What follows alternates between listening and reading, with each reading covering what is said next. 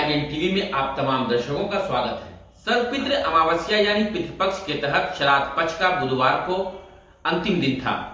इस मौके पर पितरों को विदा करने के अंतिम दिन फल्गु नदी में हजारों पिंडदानियों ने डुबकी लगाकर पिंडदान कर तर्पण किया, जिससे पितरों को मोक्ष की प्राप्ति हो सके। ऐसा माना जाता है कि अंतिम दिन बुधवार को सर्वपितृ अमावस्या पर 100 साल बाद गच्छाया योग बन रहा है।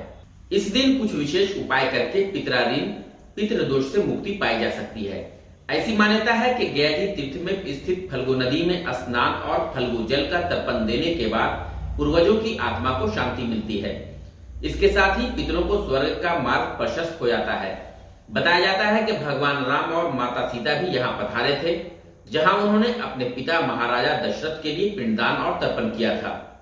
कहा जाता है कि श्राद्ध पक्ष के दौरान पूर्वज अपने परिजनों के हाथों से तर्पण स्वीकार करते हैं।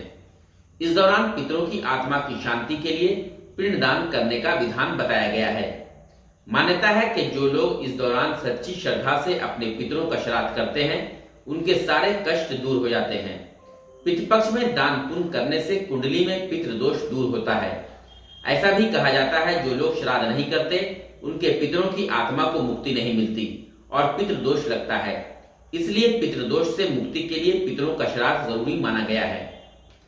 शास्त्रों में कहा गया है कि जो व्यक्ति श्राद्ध कर्म करने के लिए गया जाता है, उनके पूर्वजों को स्वर्ग में स्थान मिलता है, क्योंकि भगवान विष्णु यहाँ स्वयं पितृदेवता के रूप में मौजूद हैं। पौराणिक कथा के अनुसार भस्मासुर नामक के राक्षस ने कठिन तपस्या कर ब्रह्मा जी से वरदान मांगा कि वे देवताओं की तरह पवित्र हो जाएं और उसके दर्शन भर से लोगों के पाप दूर हो जाएं। इस वरदान के बाद जो भी पाप करता है, वो गयासुर के दर्शन के बाद पाप से मुक्त हो जाता है। ये सब देखकर देवताओं ने चिंता जताई और इससे बचने के लिए देवताओं ने गयासुर के पीठ पर यज्ञ करने की मांग की। हम आपको बता दें कि गया में विभिन्न नामों से 360 वेदियां थी, जहां पिंडदान किया जाता था। इनमें से 48 अभी बची हुई हैं। इस जगह को मोक्ष स्थली कहा जाता है।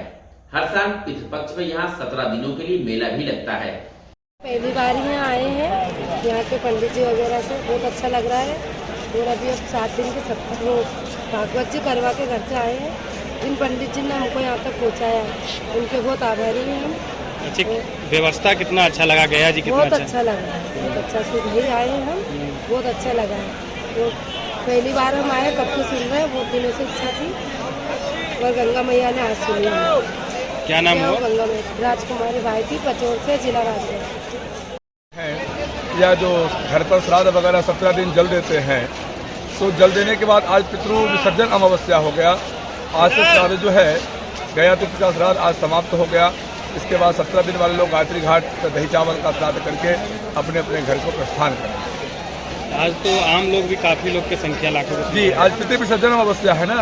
इस पर तो जो भी हमारे स्थानीय लोग, गया शहर के लोग हैं या जो जहाँ से भी लोग आए हुए हैं जिस प्रदेश से, आज यहाँ श्राद्ध करके यहाँ पितृतर्पण फल्गु में फल्गु गंगा सरिता श्रेष्ठा सर्व पाप विनाशने बाले वृद्धे कृतंग पापम हर में ही फल्गु तकम। तो यहाँ फल्गु में डुबकी लगा करके अपने पितरों के लिए कामना करते हैं, पितरों की सुख शांति के, पितरों के मोक्ष गति के लिए और अपना अर्थ धर्म काम मोक्ष प्राप्ति के लिए यहाँ गया तीर्थ में तर्पण आदि करते हैं। यही तो श्राद्ध संपूर्ण होता है। तो इस बार मेला का आयोजन नहीं हुआ, तभी व्यवस्था ठीक ठाक रहा, लोग कष्ट में भी आस्था नहीं, बिल्कुल बिल्कुल। और यहाँ जिला प्रशासन का भी व्यवस्था बहुत बढ़िया रहा और बहुत शांतिपूर्ण से, बहुत अच्छे ढंग से पितृपक्ष की आज समाप्ति हुई। क्या नाम? जी, हमारा नाम मुन्ना लाल महंतो, गया था। आज पितरों की दिवाली है। हम हरियाणा भिवानी से आए हुए हैं, हमारा पूरा सिंगल परिवार। हमारी पितरों की होली और दिवाली दोनों धूमधाम से मना रहे हैं। हमें यहाँ आए हुए 15 दिन हो गए। अभी हम आज तक यहीं हैं और उसके बाद पितरों का तर्पण करके चले जाएंगे बनारस। उसके बाद बनारस जी का नहा पहली बार हमें बहुत अच्छा लगा, मतलब बहुत ज्यादा अच्छा लगा यहाँ पे आके। क्या मैसेज देना चाहेंगे? मैसेज यही देना चाहेंगे पितरों के लिए, जो अपने पितरों के लिए कुछ करना चाहते हैं तो गया जी में आके करे, मन को भी शांति मिलेगी और पितरों को भी शांति मिलेगी। बहुत अच्छा लगेगा, बहुत अच्छा लगेगा और प्रशासन का साथ भी बहुत अच्छा है। यहाँ पे सब कुछ अच्छा है, लोग भी अच्छे हैं यहाँ के। मेरा सविता सिंगल, मैं इनकी बेटी हूँ। हरियाणा हरियाणा भिवानी, छत्तीसगढ़ से आए हैं। हरियाणा भिवानी, महाराष्ट्र, बिहार, सब बहादुरगढ़, सब मतलब हमारी पूरी फैमिली है। पर हम हैं हरियाणा के, मेन हमारा हरियाणा है, भिवानी। मतलब हमारी जो परिवार की जड़ है वो हरियाणा से है। गया जी में क्या महत्व लगा कि आप गया जी को चुने? मतलब पितरों की शांति के लिए, पितरों के मोक्ष के लिए आए हैं हम लोग, गया जी आए हैं। हम लोगों ने भागवत करवाई थी सप्ताह पहले, उसके बाद यहाँ 15 दिन से इधर ही हैं हम लोग। क्या बोले भैया? हम लोग 60 लोग आए, पूरा परिवार। मतलब ये हमारे दादाजी, हमारे परदादा हुक्मी चंद और उनकी 2 बीवियां थी, गोरा दादी और मोहरा दादी, उनकी पूरा परिवार वंशज है। गया जिले में ठगी का एक अजीबोगरीब मामला सामने आया है। गया के डेला थाना अंतर्गत मार्शलिंग वार्ड क्वार्टर में रहने वाले विजय कुमार से वहीं के पास के ही रहने वाले दीपक कुमार ने अजीबोगरीब तरीके से ठगी को अंजाम दिया। मामला आपको बता दें कि विजय कुमार रेलवे में कर्मचारी हैं एवं उनके साथ हुए हादसे का तब पता चला जब बैंक वालों ने उन्हें नोटिस थमा दिया। दरअसल उनके पास के रहने वाले दीपक कुमार ने 2020 में विजय कुमार को लोन दिलाने में मदद करने के नाम पर कई कागजात एवं चेक पर दस्तखत करवाया। उसके बाद उनके खाते में 17 अक्टूबर 2020 को 10 लाख लोन की राशि भी आई, लेकिन ठीक 2 दिन के बाद 19 अक्टूबर को एक चेक के माध्यम से दीपक कुमार ने 7 लाख की निकासी कर ली। विजय कुमार ने बताया कि उन्हें जरा भी भनक नहीं लगती अगर बैंक ने उन्हें नोटिस नहीं भेजा होता। वहीं दूसरे पक्ष से जानने के लिए जब हमने दीपक कुमार के मोबाइल पर संपर्क स्थापित करने का प्रयास किया, लेकिन दीपक कुमार का मोबाइल स्विच ऑफ मिला। पीड़ित पक्ष ने इस संबंध में गया जिला पदाधिकारी के समक्ष एक आवेदन देकर न्याय की गुहार लगाई है। बताइए। मेरा नाम कुसुम देवी है, मैं मार्शलिंग यार्ड के रहने वाली हूँ। मेरा साथ सर धोखाधड़ी हुआ है, इसलिए ना कि मेरा पति उतना बुद्धि नहीं था उनको, और पैसा हम लोन लेने के लिए कर रहे थे। दीपक कुमार ने बोला कि आपको साथ हम, ठीक है भैया, आपको नहीं समझ में आता, हम आपका लोन पास करवा दे रहे हैं। हाँ, तो 10 लाख रुपया मेरा लोन पास करवा दिया और हम लोग को पता भी नहीं लगने दिया। अगले साल 10वां महीना में दीपक कुमार मेरा कोई नहीं लगते हैं सर, बगल में रहते थे, इसी कारण हम लोग से दोस्ती हो गया। उसका पापा का नाम है दिलीप कुमार, दिलीप पासवान, वो भी है दिल्ली पर के रहने वाले हैं, मार्शलिंग यार्ड के रहने वाले हैं। क्वार्टर नंबर बोलो उसका। क्वार्टर नंबर कितना है? 460, क्वार्टर नंबर 460 है जी सर। तो लोन पास हो गया? कोई पता नहीं चला। लोन 10 लाख रुपया पास हुआ। लोन कब पास हुआ? 2020 10वां महीना, ओके, 17 तारीख को। ठीक और है। 18 ने 19 तारीख को सर मेरा पति से झूठ बोल के कि बैंक में आपको चेक लग रहा है भैया, सब फार्म उर्म भरवा दिया, चेक लग रहा है, आप चेक साइन करके दीजिए तब तो आपका लोन पास होगा। हम लोग को पता नहीं था, ये दे दिए और 10 लाख पास हुआ और 7 लाख रुपया 2 दिन बाद लड़का 19 तारीख को अपना खाता पर निकाल दिया। हम लोग का साथ तो इतना बड़ा धोखा किया भैया। आप गए थे भैया डीआरएम डीएम ऑफिस। अच्छा, हाँ, डीएम ऑफिस गए। तो उन्होंने पैसा किस तरीके से निकाला है? उन्होंने पैसा निकाला इनको चेक से साइन करवा के कि भैया चेक पर साइन कर दीजिए, आपको वहाँ लगेगा। नहीं कुछ जानते थे, चेक पर साइन करके दे दिए, पता नहीं। बैंक में गए तो बैंक मैनेजर बोला कि देखिए मैडम, इसमें हम लोग कुछ नहीं कर सकते हैं। कौन से बैंक के मैनेजर ने बोला? केदारनाथ मार्केट बड़ा ब्रांच जो है ना, SBI। हाँ, उसी में लोन लिए हुए हैं। 10 दिन हो गया है सर, अभी तक लापता है। घर जाते हैं तो उसका मम्मी उम्मी है तो पूरा उल्टा पुल्टा आरोप लगाने लगती है। मेरा बेटा ऐसे बोला है, मेरा बेटा वैसे बोला है, मेरा बेटा से ऐसे लिया है, वैसे लिया करती है और चिल्ला चिल्ली करती है। तो दीपक कुमार घर पे नहीं रहते हैं? नहीं, घर पर नहीं रहता। एक दिन मिला तो बोला कि ठीक है हम आपको साथ बैंक चलते हैं, लेकिन वो मेरे साथ नहीं चल रहा। राहुल एवं प्रियंका गांधी पीड़ित किसान परिवार से मिलने पहुंचे। वहीं दूसरी ओर कांग्रेस नेता विजय कुमार मिट्ठू ने कहा कि कांग्रेस पार्टी और राहुल गांधी देश के किसानों के हित में कदम से कदम मिलाकर चलने का काम कर रही है। उन्होंने बताया कि बुधवार को राहुल एवं प्रियंका गांधी ने पीड़ित परिवार से मिलकर किसान परिवार को तथा एक पत्रकार को 50-50 लाख देने की घोषणा की है। यह राशि पंजाब और छत्तीसगढ़ सरकार के द्वारा दी जाएगी। कांग्रेस नेता ने कहा कि लखीमपुर खीरी के किसानों को न्याय दिलाने तथा तीनों काले कानून को निरस्त करने की मांग को लेकर कांग्रेस पार्टी के सभी कार्यकर्ता संपूर्ण देश भर में राहुल एवं प्रियंका गांधी के नेतृत्व में संघर्ष जारी रखेंगे।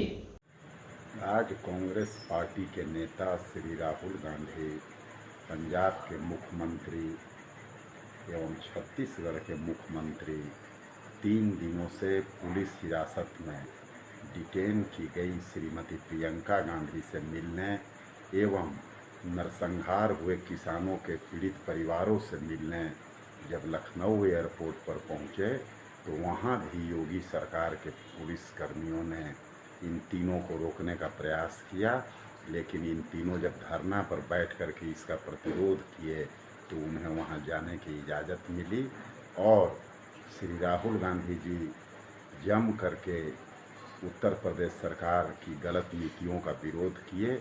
वे सवाल पूछे कि आखिर क्यों प्रियंका गांधी को 3 दिनों से डिटेन किया गया है पुलिस हिरासत में, उस झूठे मुकदमा को हटाओ और उन्हें बाइज्जत रिहा करो। साथ ही साथ पीड़ित परिवारों से मिल करके जो किसान मारे गए हैं उनके परिवारों को 50-50 लाख रुपया तथा एक जर्नलिस्ट जो मारे गए हैं उन्हें भी 50-50 लाख रुपया देने की घोषणा पंजाब और छत्तीसगढ़ की सरकार ने किया है।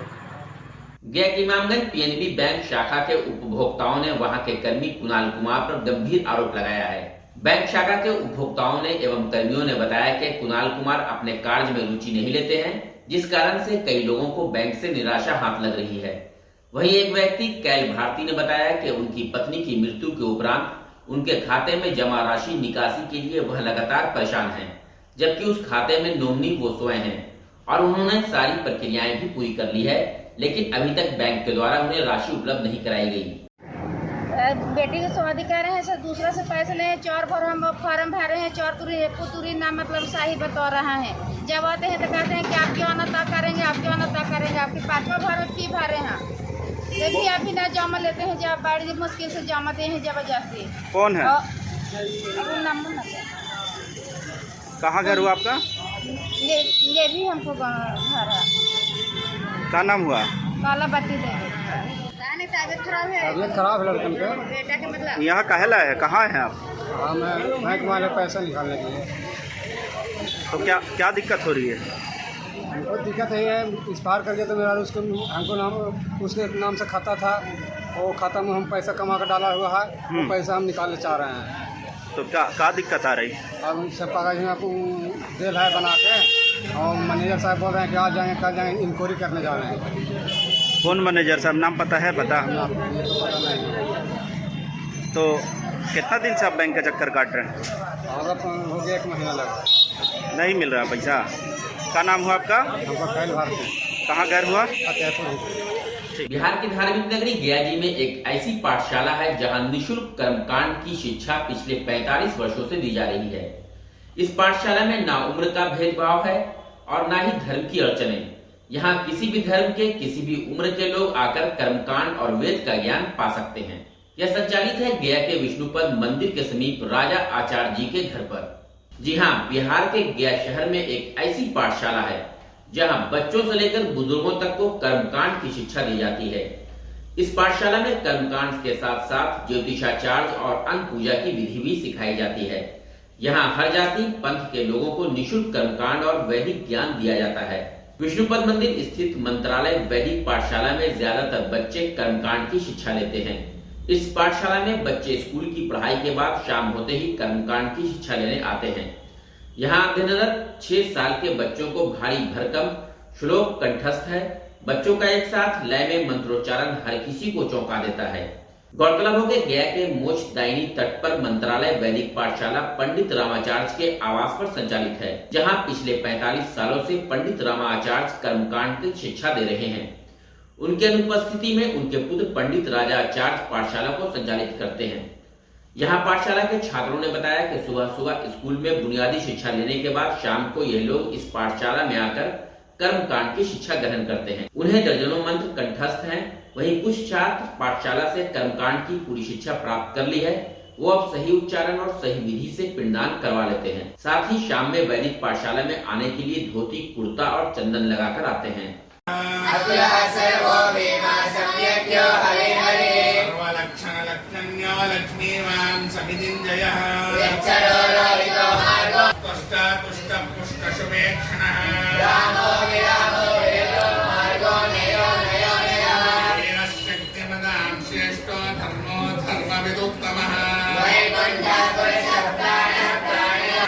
नक्षत्रे क्षमस्सामक्षमीहना सर्वदर्शी विमुक्तात्मा सर्वज्ञो अज्ञानक्रोध वीरबाहुर्विदारणा वत्सरो वत्सलो विज्ञाता सहस्रांशुर्विदाता कृतलक्षणा प्रतिगच्छते कृपातमहं वन्दे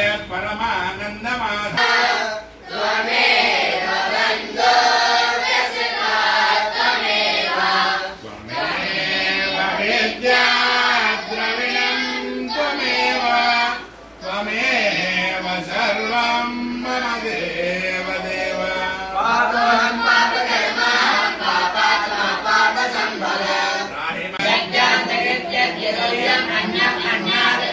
आत्मयोनि स्वयं जातो वै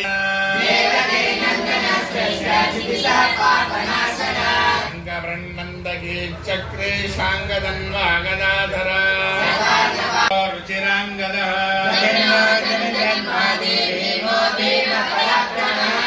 धारणलियो धाता पुष्पः शप्रजागर धनुर्वेदो दण्डो दमहिता दमः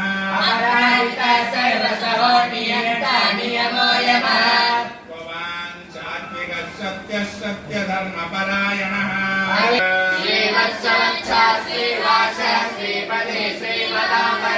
श्रीधः श्रीशः श्रीनिवासः श्रीनिधि श्रीविभावनः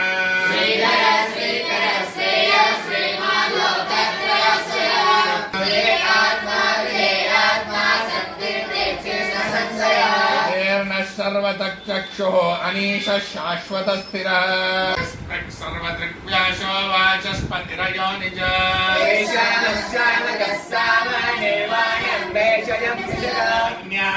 क्षमशान्तो निष्ठा शान्तिपरायणो।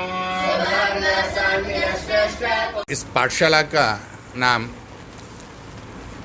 मंत्रालय रामाचार्य वैदिक पाठशाला, जो कि इस मगध क्षेत्र में गया नामक इस पावन नगरी में लगभग 45 वर्ष पूर्व हमारे पिताश्री मंत्रालय पंडित रामाचार्य जी गुरु महाराज के द्वारा आरंभ हुआ था। और यहाँ वेद, शास्त्र, कर्मकांड इत्यादि अनेक धर्म संबंधित, शास्त्र संबंधित विषयों पे यहाँ विद्यार्थियों को अध्ययन कराया जाता। ऐसे तो भारतवर्ष में अनेकों गुरुकुल हैं, लेकिन गया क्षेत्र स्थित ये गुरुकुल, यहाँ पर किसी भी धर्म, किसी भी जाति का, किसी भी प्रकार का कोई भेदभाव नहीं है। इस पाठशाला में मुस्लिम धर्म से भी, क्रिश्चियन धर्म से भी, बौद्ध धर्म से भी, जैन धर्म से भी अनेकों धर्मावलंबी, जिनको वेद और शास्त्र को पढ़ने की, जानने की इच्छा रही, वो यहाँ पे अनेकों लोग आकर के उन्होंने अध्ययन किया। और हमारे सनातन धर्मावलंबी भी सिर्फ शिक्षा, किसी भी प्रकार की शिक्षा हो, अध्ययन हो वेद शास्त्र संबंधी, उसे हर किसी को जानने का अधिकार है। तो इस पाठशाला में यज्ञोपवीत धारण किए हुए 6 से 8 वर्ष तक के बच्चे से लेकर के 70-80 साल तक के बुजुर्ग लोग भी इस पाठशाला में अध्ययन करने के लिए निरंतर आते रहते हैं।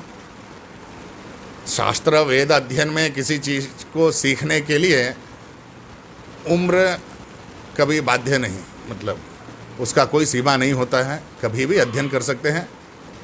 हम इस पाठशाला में उन्हीं बच्चों को आरंभ करते अध्ययन कराना जिन्हें अक्षर ज्ञान हो जाता है, यानी 6-7 वर्ष से विद्यार्थियों का हम यहाँ पर उन्हें यहाँ आमंत्रित करते हैं, उन्हें पढ़ाते हैं, अध्ययन करवाते हैं। अभी तक कितने बच्चे निकल कर कर्मकांड करवा रहे हैं?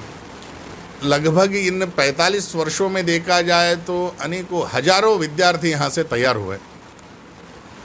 कुछ लोग किंचित दिनों के लिए आए, कुछ अध्ययन किए चल गए।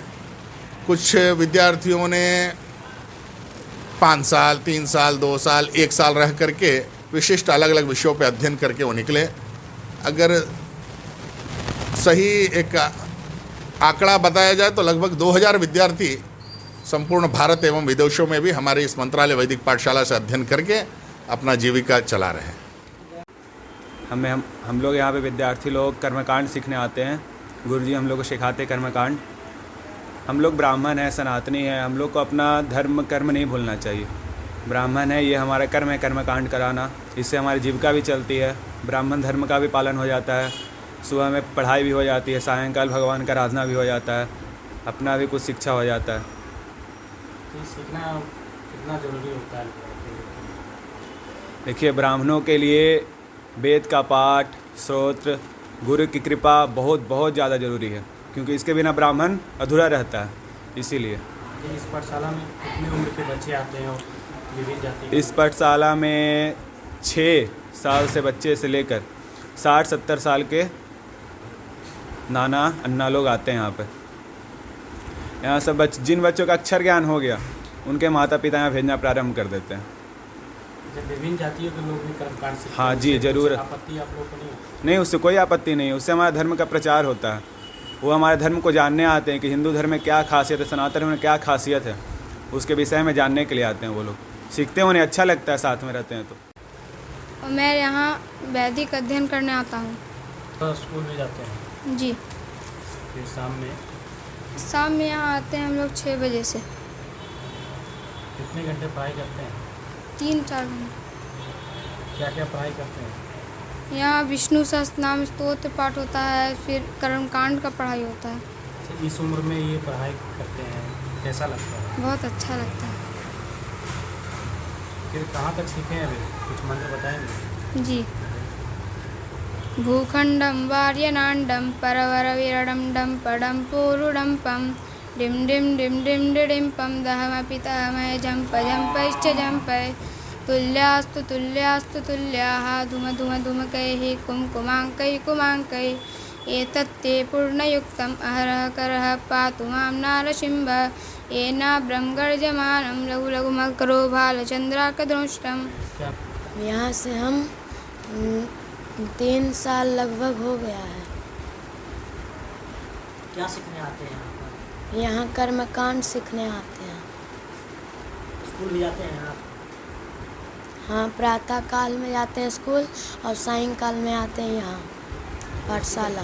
ये सीख कर क्या करेंगे? ये सीख करके हम कर्मकांड करेंगे। तो कितना अच्छा लगता है? कोई कोई दोस्त है मजाक भी उड़ाता है, कोई कोई बोलता है ठीक भी है। तो घर के लोग क्या बोलते हैं? घर के लोग बोलते हैं ठीक है। बैंकिंग क्षेत्र में हो रहे फ्रॉड को लेकर गया के नक्सल प्रभावित क्षेत्र इमामगंज में एटीएम मोबाइल वैन से जागरूकता अभियान चलाया गया, जिसमें इमामगंज प्रखंड में दक्षिण ग्रामीण बैंक के शाखा क्षेत्र में जिला टीम के अधिकारी परवेज अख्तर समेत टीम के अन्य कर्मियों ने बैंकिंग से संबंधित होने वाले फ्रॉड से बचाव के लिए एवं जागरूकता अभियान चलाया। साथ ही साथ ग्रामीणों को सालाना कम किस्त वाले बीमा की भी जानकारी दी। इस जागरूकता अभियान में मोबाइल वैन का प्रयोग किया गया। मौके पर बैंक के प्रबंधक संजीव कुमार एवं अन्य कर्मी उपस्थित थे।